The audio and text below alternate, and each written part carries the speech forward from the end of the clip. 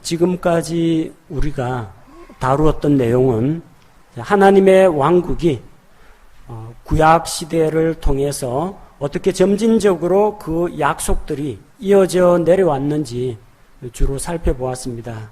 그래서 구약 시대에 하나님께서 주신 5가지 주요 언약들에 대해서 살펴보았습니다.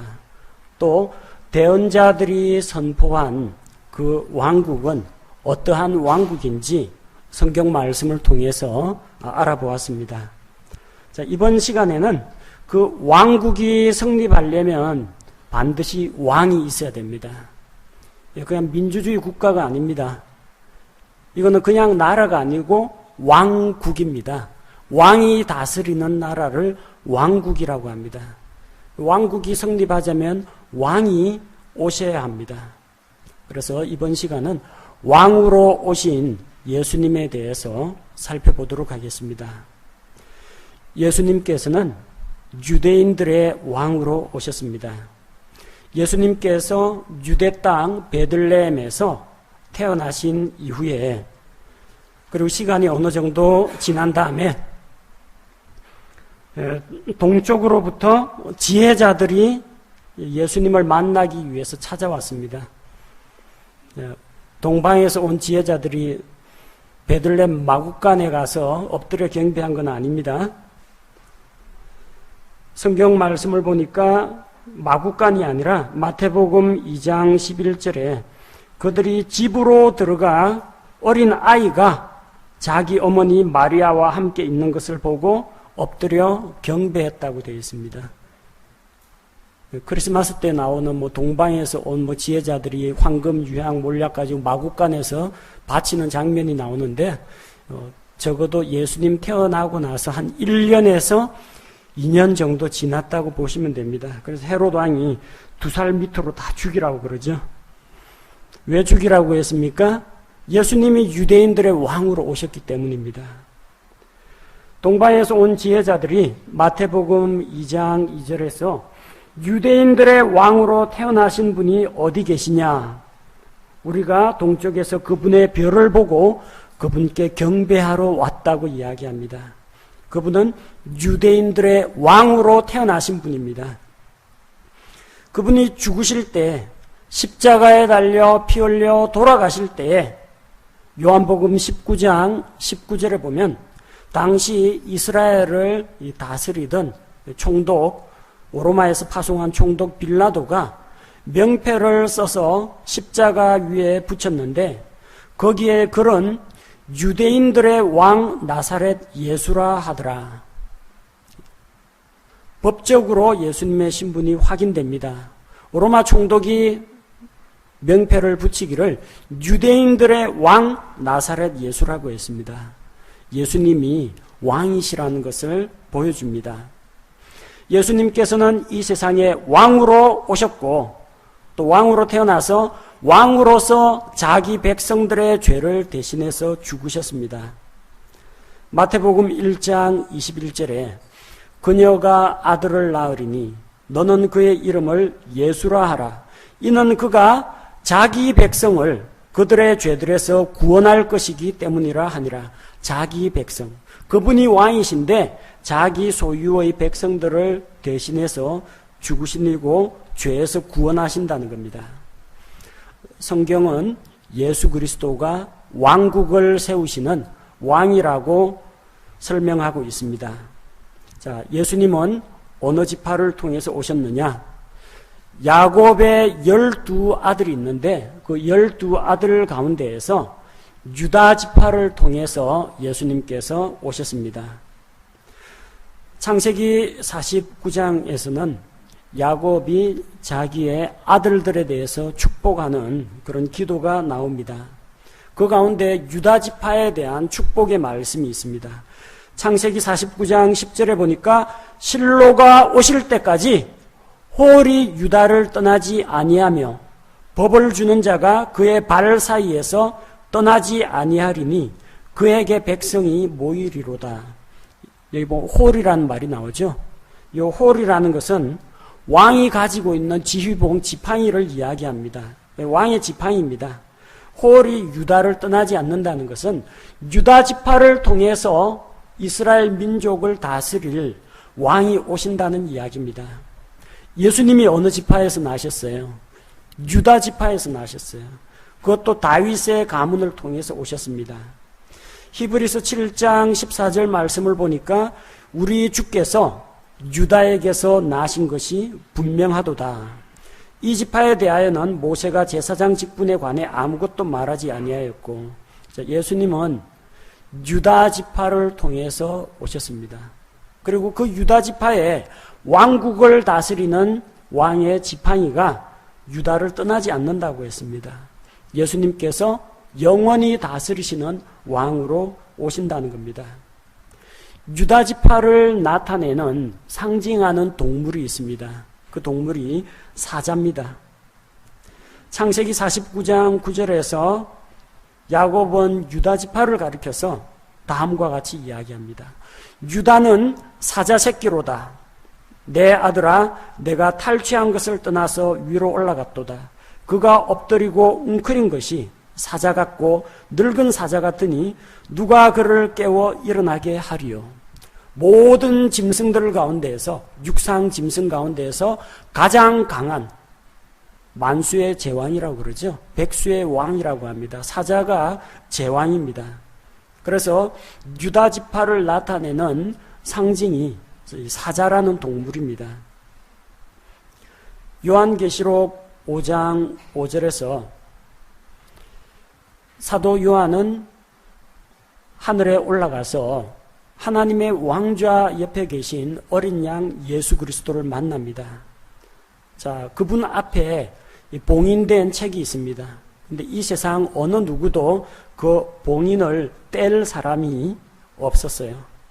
그래서 슬퍼하고 있는데 장로들 중에 한 사람이, 그 24 장로들 중에 한 사람이 그에게 이야기합니다.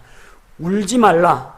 보라, 유다 지파의 사자 곧 다윗의 뿌리가 이기셨으므로 그 책을 펴며 그것의 7 봉인을 떼시리라 하더라.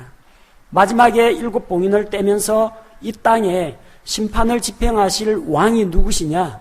어린 양 예수 그리스도시라는 겁니다. 그분은 요한계시록에서 유다 지파의 사자라고 표현이 되어 있습니다. 창세기에 나오는 그 유다 지파의 사자가 성경의 맨 마지막에 나오는 계시록에서 다시금 사자라고 언급이 되어 있습니다. 사자는 이 동물들의 왕입니다. 우리가 백수의 제왕이라고 부르기도 하고요. 여러분 어릴 때 동화책 읽어보면 숲속의 동물들이 무슨 잔치를 열었다. 또 숲속의 동물들의 임금인 사자가 동물들을 소집하는 걸 볼 수가 있습니다. 그게 성경에도 그대로 나옵니다. 잠언 19장 12절에서는 왕의 진노는 사자의 울부짖음 같거니와 그의 호의는 풀 위에 이슬 같으니라. 왕의 진노가 사자의 울부짖음과 같다고 했습니다. 서로 짝을 이루죠. 왕과 사자가 짝을 이루고요. 진노와 울부짖음이 짝을 이룹니다. 곧 왕이 사자와 같다는 겁니다. 잠언 30장 30절에서도 이 내용이 반복되어서 나옵니다. 곧 짐승들 가운데 가장 강하여 어떤 것 앞에서도 물러서지 아니하는 사자와, 땅에 있는 강한 존재에 대해서 이야기할 때 짐승들 가운데 가장 강한 짐승이 사자라고 표현하고 있습니다. 이 사자라는 건 무엇입니까? 짐승들의 왕입니다. 예수 그리스도는 유다 지파의 사자라고 했죠. 예수 그리스도가 왕이시라는 이야기입니다. 왕이 되려면 어떻게 하면 왕이 됩니까? 백성들이 투표해가 뽑아가지고 왕 만듭니까? 대통령은 그런 식으로 뽑습니다. 국회의원도 그런 식으로 투표해가지고 뽑습니다. 왕은 어떻게 왕이 되느냐? 정통 왕권을 계승받아가지고 왕권을 물려받아서 왕이 됩니다. 이스라엘의 초대 왕은 사울이었습니다.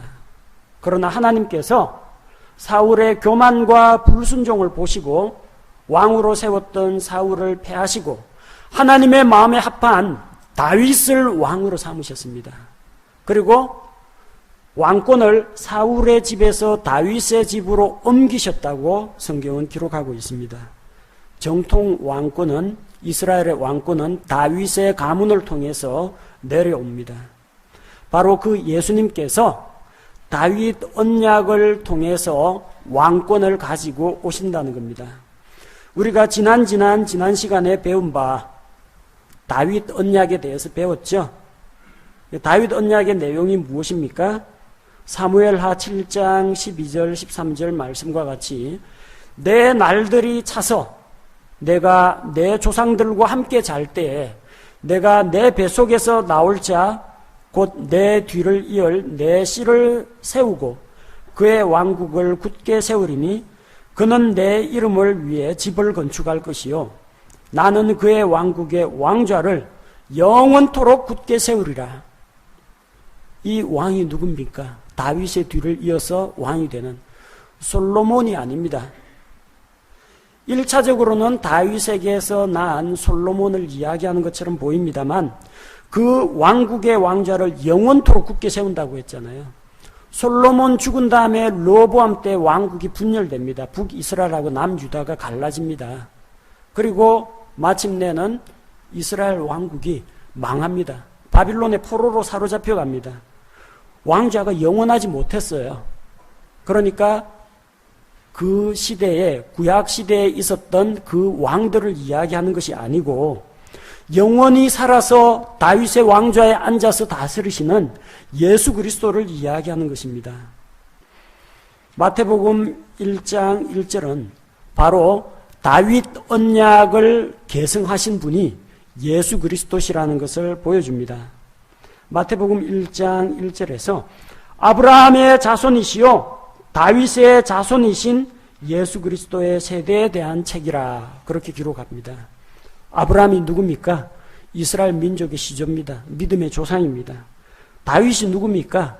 이스라엘의 정통 왕권을 가지고 있는 사람이에요. 예수 그리스도가 다윗의 자손이라는 것은 바로 왕가의 자손이요 다윗의 왕권을 가지고 오시는 분이라는 것을 보여줍니다. 그러려면 왕의 가문에서 태어나야 합니다.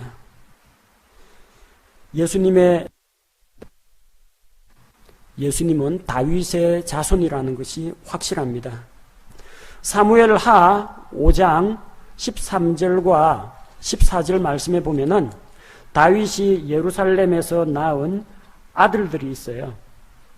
사무엘하 5장 13절에 보니까 다윗이 헤브론에서 올라온 뒤에 예루살렘에서 첩과 아내를 더 취하였으므로 거기서 아들, 딸들이 여전히 다윗에게 태어났는데 14절 예루살렘에서 그에게 태어난 자들의 이름은 이러하니라 삼무아와 소밥과 나단과 솔로몬과 솔로몬. 다윗의 아들 솔로몬은 많은 사람들이 알고 있습니다. 지혜의 왕이라고 알고 있죠. 그런데 나단이라는 왕자가 있어요. 이 나단은 다윗의 음행에 대해서 고발을 하고 지적했던 나단 대언자가 아닙니다. 다윗 아들이에요. 나단과 솔로몬이 있어요. 자, 그래서 예수님의 아버지 부계의 족보, 아버지 쪽 족보를 보면 마태복음 1장 6절에서 이새는 다윗 왕을 낳고 다윗 왕은 우리아의 아내였던 여자에게서 솔로몬을 낳고 다윗의 아들 솔로몬이라는 겁니다. 사무엘하 5장하고 일치하죠. 그 다음에 예수님의 어머니 계열 족보가 있습니다. 누가복음에 보니까 예수님의 족보가 거꾸로 거슬러 올라갑니다. 자, 예수님은 사람들이 생각하기에는 요셉의 아들이신데 사람들 생각은 그렇다는 거예요. 실은 요셉은 길러주신 양아버지이지 친아버지가 아닙니다. 예수님의 아버지는 하나님이시고요. 누가복음 3장 23절에 이분은 요셉의 아들이신데 요셉은 헬리의 아들이요. 예수님의 아버지 요셉의 아버지가 헬리라고 나와 있죠. 그런데 마태복음 1장에서는 다르게 기록이 되어 있습니다. 야곱은 마리아의 남편 요셉을 낳았는데 예수님 할아버지는 요셉의 아버지인 야곱입니다. 누가복음에는 헬리라고 되어 있죠. 이 헬리는 요셉의 친아버지가 아니고 장인입니다. 마리아 계열의 족보입니다. 그리고 이 헬리로부터 쭉 마리아 계열 족보가 쭉 올라갑니다. 헬리, 마따, 레위, 멜기, 얀나, 요셉에가 쭉 올라가는데, 자, 누가복음 3장 31절에 보니까 엘리야김은 멜레아의 아들이요, 멜레아는 메난의 아들이요, 메난은 마따다의 아들이요, 마따다는 나단의 아들이요, 나단은 다윗의 아들이요. 나단이 다윗의 아들입니다. 사무엘 하 5장에 나왔던 내용하고 똑같습니다. 다윗에게 솔로몬이라는 아들이 있고 나단이라는 아들이 있는데, 솔로몬 계열로 쫙 내려가면 누가 나오느냐? 예수님의 길러주신 아버지 요셉이 나옵니다. 다윗에게 나단이라는 아들이 있는데, 나단 계열로 쭉 내려가면 누가 나오느냐면 마리아가 나옵니다. 그래서 아버지 계열로 봐도 다윗의 자손, 어머니 계열로 봐도 다윗의 자손이라는 겁니다. 예수 그리스도는 확실히 다윗의 자손입니다. 마태복음 1장의 족보, 누가복음 3장의 족보가 예수님은 다윗 왕의 정통성을 이어받을 수 있는 다윗의 가문을 통해서 왔다는 것을 보여줍니다. 그래서 수많은 사람들이 예수님을 부를 때 여러 가지 이름으로 불렀어요. 주 예수여라고 부르는 사람도 있고요. 하나님의 아들 예수님이라고 부르는 사람도 있고, 그런데 예수님에 대해서 특별히 마태복음에서는 다윗의 자손이여 이런 말을 많이 사용합니다. 자, 예수님에게 도움이 필요해서 자기의 시력을 회복하기 원하는 사람들, 이런 사람들, 예수님에게 도움을 요청하는 사람들이 그분을 부를 때 다윗의 자손이여 나를 불쌍히 여겨 주옵소서 이렇게 고백합니다. 성경 구절 거기 마태복음 9장 27절, 12장 23절, 15장 22절, 20장 30에서 31절, 21장 9절 15절, 22장 42절, 그리고 마가복음에서도 누가복음에서도 예수님을 가리켜서 다윗의 자손이여 이렇게 부릅니다. 그 말은 무엇입니까? 정통 다윗의 왕권을 가지고 이 땅에 왕국을 세우러 오신 왕이신 예수님을 부르는 겁니다. 왜냐하면 이사야 대언자가 약속한 메시아 왕국의 표적이 있어요. 메시아 왕국에서 어떤 일이 일어나느냐? 주께서 악한 영에게 억눌린 자를 자유하게 하시며 앞을 보지 못하는 자의 소경의 눈을 열어주시며 그때에는 다리를 저는 자가 사슴과 같이 뛰게 될 것이다. 이런 약속들이 나와 있어요. 만약 당신이 메시아 왕국을 세우는 바로 그 그리스도 왕이시거든 나의 이런 어려움과 문제점을 해결해 주실 분입니다 하고 믿음으로 고백하는 겁니다. 그래서 다윗의 자손이시여 왕이신 예수님이여 그렇게 부르는 겁니다. 다만 요한복음에만 이 표현이 안 나옵니다. 요한복음에서는 다윗의 자손이여 이런 말이 안 나와요. 요한복음이 기록된 목적은 예수 그리스도께서 하나님의 아들이시라는 것을 사람들로 하여금 믿게 하고 또 그분을 힘입어서 사람들이 영원한 생명을 얻도록 하는 것이 목표이기 때문에 예수님에 대해서 하나님의 아들 예수 그리스도라고 이야기하고 예수님께서도 내 아버지와 나는 하나이니라. 아버지께서 일하시니 나도 일한다. 아버지께서 모든 권세를 아들에게 주셨다. 아버지께서 죽은 자를 살리는 것처럼 아들도 자기의 원하는 자들을 다시 일으키리라. 예수님이 하나님의 아들이라는 것을 거듭거듭 이야기합니다. 그래서 요한복음을 제외한 나머지 세 복음서, 동일한 관점에서 보고 있는 공관복음서에서는 예수님을 다윗의 자손이라고 부릅니다. 그 의미는 예수님은 정통 다윗의 왕권을 가지고 이 땅에 오신 분이라는 뜻입니다. 왜 왕께서 오셨느냐? 왕국을 세우기 위해서 오셨습니다.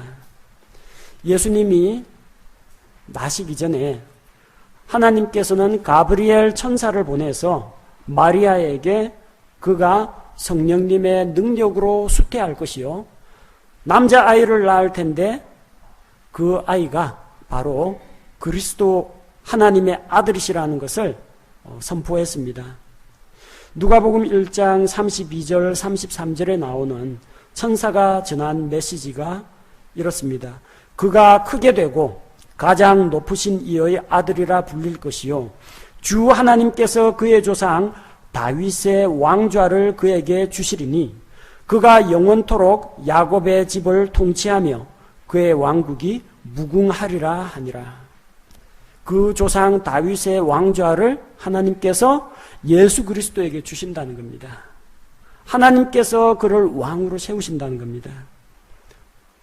그래서 이 말씀과 같이 예수님께서도 사람들 앞에 나타나신 이후에 처음으로 전파한 메시지가 하늘의 왕국에 대한 것입니다.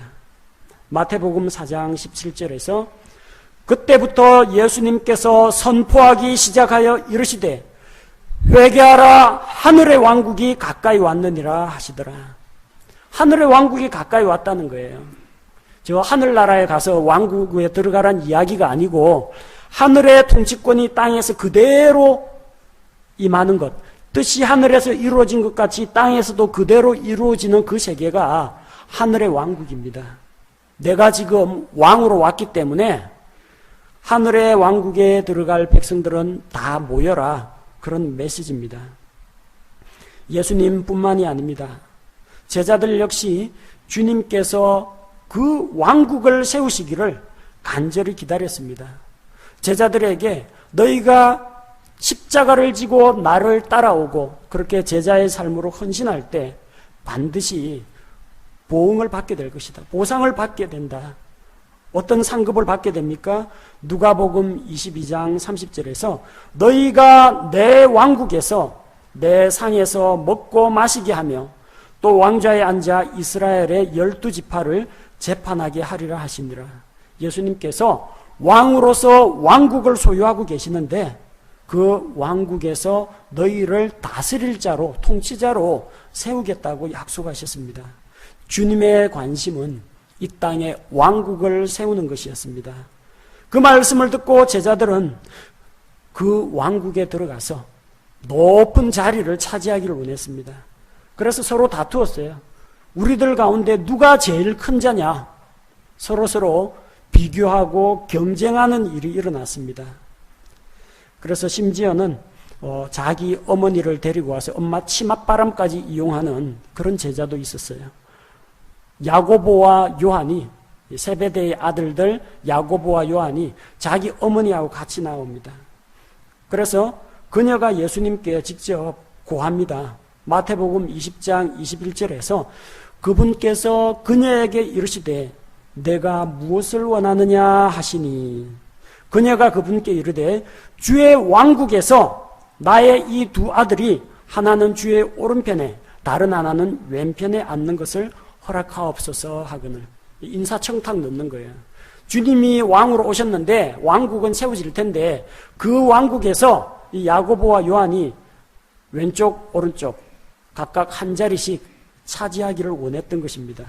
근데 예수님께서는 그 왕국은 다른 사람들 위해서 군림하면서 호령하고 막 지시 내리는 그런 왕국이 아니고 섬기는 자가 거기에서는 큰 자다. 그분의 왕국에서는 누구든지 지도자가 되려면, 우두머리가 되려면 다른 사람을 섬겨야 한다. 그렇게 가르쳐 주셨습니다. 통치하고 지배하고 다스리고 뭐 빼앗고 억압하고 이러는 그런 지도자가 아닙니다. 그분의 왕국에서는 큰 자가 작은 자를 섬깁니다. 성도가 서로 복종하고 서로 섬기는 그런 왕국이라는 겁니다. 제자들뿐만 아닙니다. 십자가에 달린 한 강도는 예수님 십자가 달리실 때 왼쪽과 오른쪽에 두 강도가 각각 매달렸었죠. 그 중에 한 강도가 뉘우치고 회개하고 하나님께로 돌아왔습니다. 그래서 우리는 우리가 저지른 죄에 대해서 보응을 받는 것이 마땅하거니와 이분은 아무런 죄가 없다. 그러면서 예수님을 주님으로 시인합니다. 누가복음 23장 42절에서 개역 성경에는 예수여 당신의 나라가 임할 때 예수, 당신, 예수님에 대해서 그렇게 불렀어요.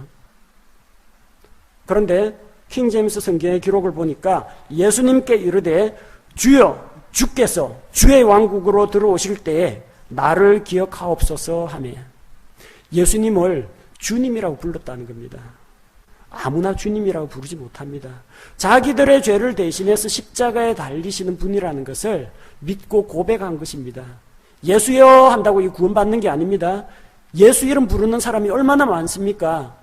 미국에서는 욕하는 게 지저스 크라이스트 하면 이게 욕으로 그냥 내뱉는다고 합니다. 예수 이름을 부른다고 다 되는 게 아니고요. 누구든지 예수 그리스도를 마음속으로부터 자기의 주님으로 인정하고 그렇게 입으로 고백할 때 구원을 받는다고 했습니다. 누구든지 주의 이름을 부르는 자는 구원을 받는다고 했습니다. 지금 이 강도는 입으로만 주여 주여 이렇게 한 게 아니고요. 자기는 죄인인데 이 죄 때문에 예수님께서 십자가에 달려 대신 죽으신다는 것을 믿음으로 받아들이고 주님에 대해서 자기의 믿음을 고백했습니다. 어떤 믿음이에요? 예수님은 나의 주님이십니다. 이 주님께서 장차 왕국을 세울 텐데 주의 왕국을 세우고 그 왕국으로 들어올 때 저도 그때 좀 기억해 주시고 저도 그 왕국 좀 들어가게 해 주십시오. 그의 소원이었습니다. 그의 기도였습니다. 예수님께서 오늘 내가 나와 함께 낙원에 가 있을 것이다. 주님께서 그날 함께 그를 데리고 땅속 낙원으로 내려가셨습니다. 그리고 부활 승천하신 이후에 땅속 낙원에 있던 성도들을 데리고 하늘로 올라가셨습니다. 믿음을 가진 그 강도의 고백이 예수 그리스도는 왕이시요 왕국을 세우시는 분이라는 것을 고백한 것입니다. 예수님께서 부활하신 다음에 제자들의 제일 첫 번째 관심사가 무엇이었습니까? 나가서 복음 전하자? 그거 아닙니다. 그건 사도행전 1장 8절에서 주님께서 말씀하신 것이고요. 사도행전 1장 6절에서 제자들의 관심이 어디에 있습니까? 그러므로 그들이 함께 왔을 때 그분께 여쭈어 이르되 주여 주께서 이때에 그 왕국을 이스라엘에게 다시 회복시켜 주고자 하시나이까 하며 이제 하늘의 왕국 선포하실 때가 되지 않았습니까? 주님께서 하나님의 아들의 권능을 부활로서 보여주셨습니다. 그리고 이제 로마 제국 이거 치워버리고 이스라엘 독립해가지고 주님께서 왕으로 앉아서 다스릴 그때가 되지 않았습니까? 이스라엘에게 잃어버린 그 왕국을 다시 회복시켜 주실 때가 바로 지금이 아닙니까? 예수님께 그렇게 질문했어요. 관심이 어디가 있어요? 주께서 왕국을 세우시는 것에 제자들의 관심이 가 있어요. 그런데 예수님께서는 그 때가 언제가 될지는 하나님 아버지의 계획과 그분 손에 달린 것이라고 말씀을 하시면서 그들은 예루살렘과 온 유대지방과 사마리아와 땅의 맨 끝까지 가서 증인이 될 것이라고 하셨습니다. 성령께서 그들에게 임하시면은 너희가 권능을 받아가지고 나의 증인이 될 것이라고 말씀하셨습니다. 그래서 단순히 이스라엘뿐만 아니라 그 왕국에 들어갈 수많은 이방인들을 구원하는 그 사역을 이 제자들에게 맡기신 것입니다. 예수님은 왕이십니다. 사람들이 인정하거나 인정하지 않거나 그분은 왕이십니다. 그리고 왕국을 세우러 오셨습니다. 비록 이스라엘이 거절했기 때문에 현재는 그 왕국이 연기되어 있을 뿐이지 취소가 된 것은 아닙니다. 예수님께서 다시 이 땅으로 돌아오실 때에 이 땅에 메시아 왕국, 천년 왕국을 세우실 것입니다. 이것은 주께서 구약 성경에 약속하신 내용이고 또한 신약 성경에 약속하신 내용입니다. 이스라엘 백성들은 자기들의 왕을 거부했습니다. 받아들이지 않았습니다. 요한복음 1장 11절 말씀을 보면은 그분께서 자기 백성에게 오심에 그분의 백성이 그분을 받아들이지 아니하였으나 이스라엘 사람들은 자기들의 왕을 몰라보고 그분을 받아들이지 않았습니다. 그러나 12절 그분을 받아들인 자들, 곧 그분의 이름을 믿는 자들에게는 다 하나님의 아들이 되는 권능을 그분께서 주셨다고 기록하고 있습니다. 그래서 비록 이스라엘이 자기들의 왕을 버렸지만 하나님께서는 더 큰 세계를 보고 계십니다. 예수 그리스도를 통하여 아브라함의 씨 예수 그리스도를 통해 땅의 모든 가족들이 예수님으로 말미암아 복을 얻게 되고 또 마침내는 마지막에는 아브라함 언약을 기억하시사 그들에게 주신 새 언약에 따라서 이스라엘 자손들까지도 민족적으로 회개하고 주님 앞에 돌아오도록 하나님께서 계획을 세우셨습니다. 우리는 이미 왕으로 이 세상에 오셨다가 세상 사람들의 죄를 대신해서 죽으시고 부활하시고 승천하신 예수님을 성경을 통해 만났습니다. 또한 그 예수님께서 만왕의 왕이시요 만주의 주가 되셔서 다시 이 땅으로 돌아오실 것을 믿습니다. 언제인지는 모릅니다. 언제가 그날이 될지는 모르지만 한 가지 확실한 건 있습니다. 어제보다 하루 가까워졌습니다. 내일 되면 하루 더 가까워질 것입니다. 우리는 이런 소망을 가지고 주님 앞에 우리가 순결하고 거룩한 모습으로 나타날 수 있도록 우리 자신을 잘 관리하며 더 나아가서 그 왕국에 들어갈 백성, 지옥으로 가는 사람 구조해서 그 왕국으로 데리고 들어갈 수 있도록 주변에 있는 사람들에게 왕이신 예수 그리스도, 구세주이신 예수 그리스도를 계속해서 전파하고 또 가르칠 책임이 있습니다. 제가 기도하겠습니다.